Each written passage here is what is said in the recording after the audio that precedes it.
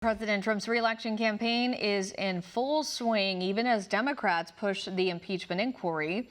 One America's Ryan Girdusky sat down with Lara Trump to discuss the president's accomplishments and what his 2020 campaign is planning to do to win. The election is more than a year away, but the campaign is underway. Democrats on the Hill and running for president are talking about impeachment. Does that change the narrative of the campaign and your message to the American people? No, not at all. And let's be clear, the only reason they're talking about impeachment is because they know they can't beat this president. This president has been incredibly successful in his not even full 3 years in office. And when you see the results around the country, when you see that he has really changed lives for people, when you look at the tax cuts and the fact that 80% of the country felt such a big impact from the tax cuts, they got around $2,000 back in their tax returns. Those kind of things, jobs, having a full-time instead of a part-time job, bringing manufacturing jobs back that our previous president said were gone forever. The fact that we have a president who's actually looking out for the safety of this country, whether it's on our southern border or trying to denuclearize the Korean Peninsula, we have a president who Americans feel is fighting for them. And I think when you look at the success, when you look at the promises he's actually kept, which is very hard for many politicians to say, most don't keep their promises, Donald Trump has. And I think the Democrats know whoever they choose as their candidate, it's going to be incredibly hard to beat this president. So what do? They turn to impeachment. They've been talking about impeaching this president since day one because they still can't accept the results of the 2016 election. So they found one thing that they thought, a secondhand person who didn't even hear the call, who said it's so crazy, and now they're calling for impeachment officially. I think American people have seen this for what it is.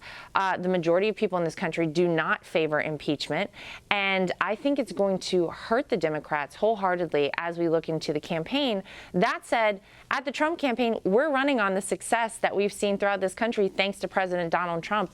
We're running on the fact that as a whole, people's lives now are better than they were before Donald Trump was president. It doesn't change the way we do anything. We really are just out there making sure that people, as they go to the voting booth in 2020, think about the fact that we can continue the great prosperity we've seen under President Donald Trump. Or if you vote the other way, you can vote for full government takeover of most aspects of your life, socialism, for the most part, $93 trillion for the Green New Deal, and so many of these other things that the Democrats have stood on stage, raised their hand for, like health care to illegal aliens, like defunding ICE, decriminalizing border crossings, full open borders at our southern border. When you look at those things and compare and contrast, I think the strategy for us as we approach 2020 is to make sure that people know if they want to continue the high stock markets and great economic prosperity and jobs in this country, like we've seen with President Donald Trump, they're going to vote for him for 4 more years. So one of the president's strongest supporters have been blue-collar workers, especially white blue-collar workers. And according to the Bureau of Labor Statistics, from August 2018 to August 2019, there have been 50,000 new manufacturing jobs in swing states. But some states, like Pennsylvania and Wisconsin and New Hampshire, have lost manufacturing jobs. How do you tell blue-collar workers and have a message to blue-collar workers that jobs are coming back that will help them, especially in those pivot states? Yeah, I mean, it's really important. And this president has been such a great champion of blue-collar workers.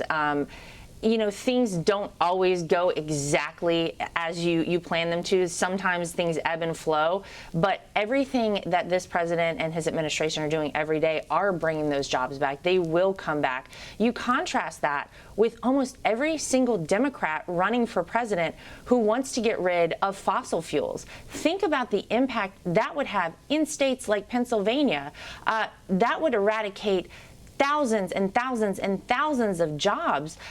So we have a president who is big on oil and gas, fossil fuels, wants to keep coal thriving in this country.